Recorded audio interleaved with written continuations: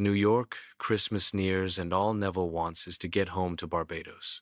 However, this was before the lectures, before the fame. He wasn't the mystic yet. He was a dancer in New York, restless, wanting to spend time with family at Christmas. But he had no money, no ticket, no hope. Neville sought out ways to get home. A name was whispered that could help. A man who carried the code of manifestation. Abdullah. A mystic who could bend reality, sending you home without a ticket or a dime. Neville found him. He told Abdullah about his wish to go to Barbados for Christmas. "You are already in Barbados," Abdullah said. "You went first class." Imagine hearing that. You're broke, you don't even know how rent is getting paid. And this man tells you you're already walking around in Barbados? Absurd.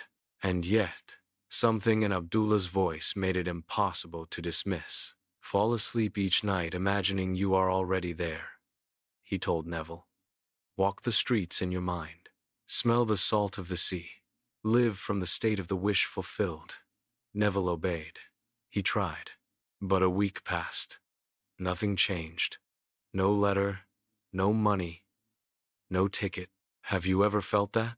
You do exactly what you're told. And still, nothing manifests.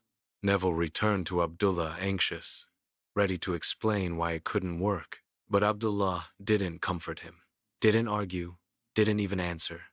He simply turned, walked into his library, and with one brutal motion, slam. The door slammed shut, but the gust that followed felt like a Barbados breeze. And in that silence, Neville had his answer. It felt harsh, but later he understood. Abdullah wasn't slamming the door on him. He was slamming it on doubt, on hesitation.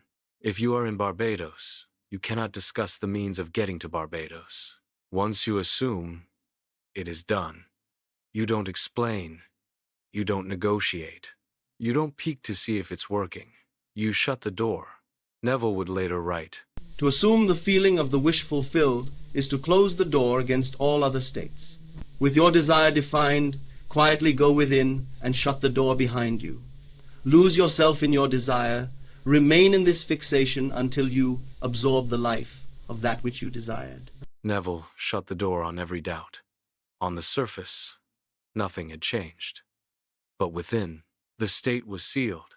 And when the state is sealed, the world has no choice but to obey. Then a letter came, money from his long-lost brother, a ticket to Barbados. Third class. Neville's heart lifted. Finally, proof. But when he showed Abdullah, expecting approval, Abdullah shook his head. "You went to Barbados first class." Neville smiled politely. The ticket in his hand said third class. That is, until he reached the shipping office. The clerk tore it up. "Third class is full." And in its place, he handed Neville a first-class ticket. As the ship pulled away, Neville realized the slam of the door had opened the world. In that moment, Neville knew, doors do not close on men. They close on doubt. This is the door slam technique. Choose one desire. Assume it's already yours. And when doubt knocks, slam the door. Final, unwavering, done. Neville's ticket arrived. Yours will too if you dare to live from the end. So here's your challenge. Pick a desire. Step into it. And the moment doubt creeps in, slam the door. And if you've done it, type one word in the comments. Closed. Because once the door is shut, reality has no choice but to obey.